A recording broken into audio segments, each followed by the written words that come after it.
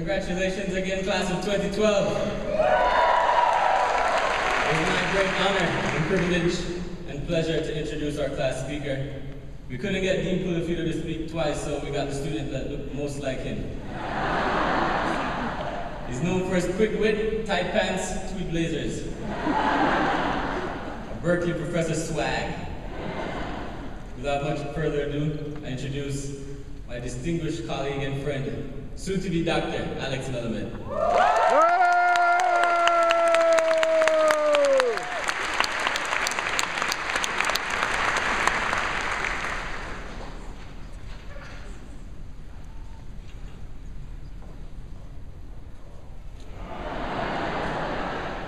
Didn't want to lose that sucker.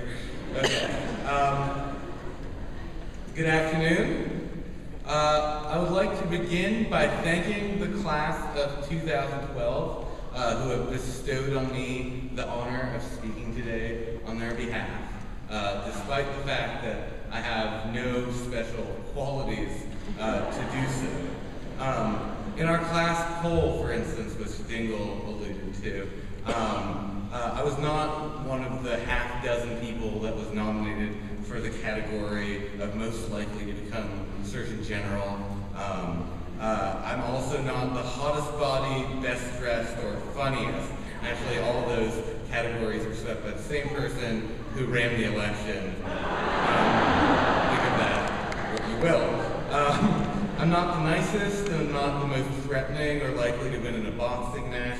In fact, the only category, and this is true, Dingle mentioned it, that I claim for myself is that I was democratically elected as the member of the class whose pants are the tightest fitting, irrespective of gender. Being completely inexperienced in the art of giving such addresses, I did what I think any of us would do, and I consulted the internet, where I learned from a credible appearing website called graduationwisdom.com that it is customary for such addresses to include practical life advice as well as motivational quotations. So I have selected the quotation, and this is meant for the graduates. I hope that you will recall this if you're ever fed up with the scut work, sleep deprivation, and low pay that will shortly come to define all of our lives. The late poet, actor, rapper, and sage Tupac Shakur once said, "I did not choose the thug life. The thug life chose me."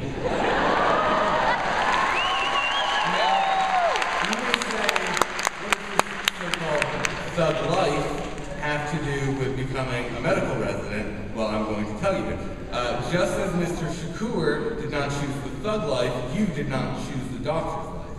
After all, when we applied to medical school, there were twice as many med school hopefuls as first-year physicians. Many wished to become doctors, few were admitted. Have you considered why the admissions committee chose you? Was it not that they knew that your commitment to healing the sick would dwarf your desire for sleep and social contact? Did they not predict that your razor-sharp diagnostic abilities would verge on clairvoyance? Of course they did, and that's why you're here, and some other pre-med is in law school.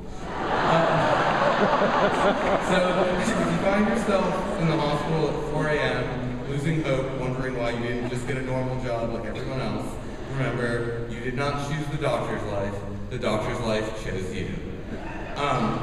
For practical life advice, I have mined my own experience and extracted the most practical thing that I learned in medical school. It is totally okay to eat stuff off the floor. You are more likely to get sick from consuming food handled by a restaurant kitchen or contaminated during commercial processing. And while your adorable niece or nephew is invariably a vector for disease, the floor is basically fine. Personally, I have a 48-hour rule, at which point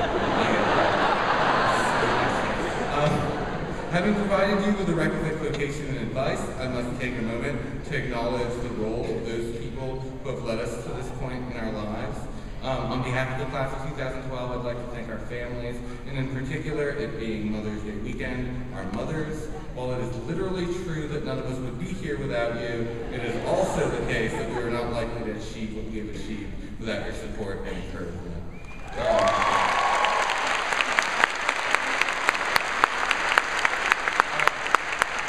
Thank you also to our teachers.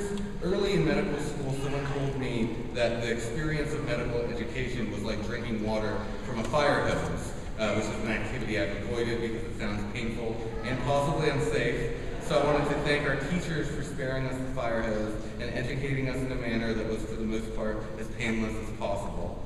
Thank you also to the deans, the administrators, and the many staffs that keep this institution vibrant and growing. And perhaps most importantly, I should thank the patients who, by allowing us to participate in their care, gave us the distinct clinical experience that I think makes training at Keck so unique and awesome.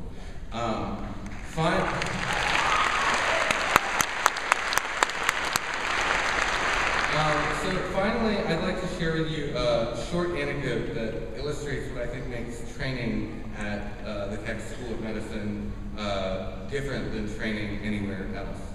When I arrived here, I was fairly cynical about the idea of a Trojan family. I had completed my undergraduate training at a large public university where I'd come to see such institutions as faceless and bureaucratic, basically the opposite of a family. In our third year of medical school, a very close friend of mine who did not have health insurance began suddenly to lose her vision. She was seen at a public hospital in San Francisco where she received very little explanation of her condition or prognosis, and she called me just completely destroyed. I, of course, was at a loss, certainly as a third-year medical student, have deep ophthalmological insights to offer her. But I did remember that during our first-year orientation, the dean of the school, Dr. Pugliafita, told us we could call him if we were in need, we had a problem we couldn't solve. So that's what I did. I called his office, and in a week, she was scheduled to see a subspecialist at USC's Dopey Eye Center. The cost of the visit was offset because she was uninsured, and she received there a definitive diagnosis and assurance that her vision would return. I've never been ceased to be amazed by this turn of events. The only institution I've ever belonged to that would go to such length on my behalf is my family. So the phrase Trojan family, which seemed so hokey to me when I got here, gained a very real significance. I think that today's graduates form a single, tight-knit branch on this family tree. As we part ways, we will remember that the ties that bind us to one another and to this institution. We will remember the formaldehyde assault of Friday morning anatomy labs, the seemingly impossible task of preparing for the boards, our first 30-hour call, the uncertainty of the match, and we'll remember that what got us through all of this was the relationships that we formed with one another, and that is what allowed us to undergo the transformation that we will complete today. As we become doctors and begin to train in our chosen specialties, we know that no matter where we are, we can rely on one another, and this bond will allow us to achieve far more than we ever could on our own. Thank you, and good luck.